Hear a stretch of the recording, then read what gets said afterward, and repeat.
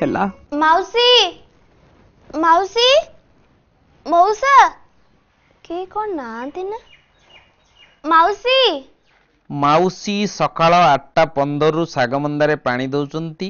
ମଉସା 10:20 ରେ post office ଯାଇଛନ୍ତି। ତାଙ୍କର ଏକମାତ୍ର ପୁତ୍ର ମୁଁ ବସି ଖବର କାଜ ପଡୁଛି। के तो नांती मु तले जाउची। ମୁଁ କଣ ଟାଣି ଧରିଛି ନା କଣ? କୁଆଡେ ଆସିଥିଲ କିଛି ନ କହିକରି ମୁଁ ଯାଉଛି। आम घरे शिଳ नाही तो माँ कहला जे माउसी घरे मसला बाटी आनिबो। କାହିଁ ତ ମା କହୁନୁ ବିଲକୁଲ ଶିଳ ଆଣିବନି, ଡେଲି ଆମ ଘରୁ ଆସିବ। के तो नांती मु जाउची। ମୁଁ କଣ ଖାଇ ଯାଉଛି ନା କଣ? ମୋ ସାଙ୍ଗରେ କଥାବାର୍ତ୍ତା ହଉଛୁ କଣ ପାଟିଟା ଘୋରି ଯାଉଛି ନା କଣ?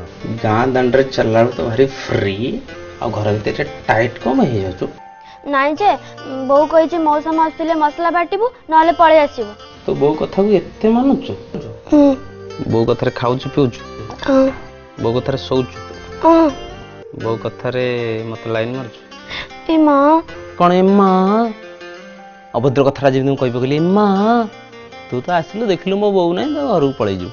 ଆଉ ତୁ ଏଠି ଛିଡା ହେଇକି ମୋ ସାଙ୍ଗରେ ଗପଟ ଟପର ହଉଛୁ ମାନେ କଣ? ମତେ ଲାଇନ ମାରୁଛୁ ନା ନାଇଁ? ଏ ମା କି ଅଭଦ୍ର। ପୁଣି ମା?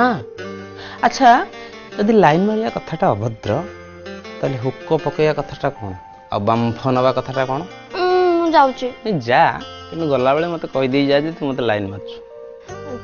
ତମେ କଣ ମତେ ମାରୁନ କି? କଣ ମାରୁଛି? ସେଇଆ କୋଉଆ? ଯୋଉଟା ତମେ ନା କହିଲ। କଣଟା କହିଲୁ କହୁନୁ? ସେଇ ଲାଇନ ମାରିବା କଥାଟା। ଏ ମା ତମେ କି ଭଦ୍ର। ମୁଁ ଯାଉଛି।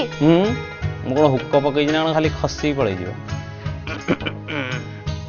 ନାଇଁ ଯାଅ, କିଛି ମନ ଦୁଃଖ ନାହିଁ ଯେ, କିନ୍ତୁ ଏମିତିଆ ସୁଯୋଗ କେବେ ମିଳି ନପାରେ।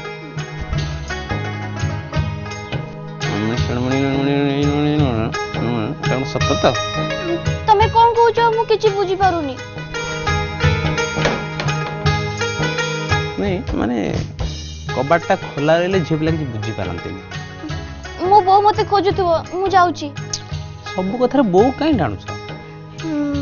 ମୋ ବୋଉ ମତେ କହିଛି କୋଉ ପୁଅ ସାଙ୍ଗରେ ବେଶୀ ମିଶିବୁନି, ବେଶୀ ସମୟ କଥାବାର୍ତ୍ତା ହବୁନି। ଓହୋ, ଭଲ ବୋଉଟେ ପାଇଛ ପୁରା। ଆଉ କଣ କଣ ଶିଖେଇଛି? ଚାଲିଚଳନ, କଥାବାର୍ତ୍ତା, ଆଚାର ବ୍ୟବହାର, ଶିଷ୍ଟାଚାର ସବୁ ଶିଖେଇଛି। ଓହୋ, କିନ୍ତୁ ଗୋଟେ ଜିନିଷ ଭୁଲି ଯାଇ ଶିଖେଇବାକୁ। କୋଉଟା? ଏଇଟା ଶିଖେଇଛି ତ।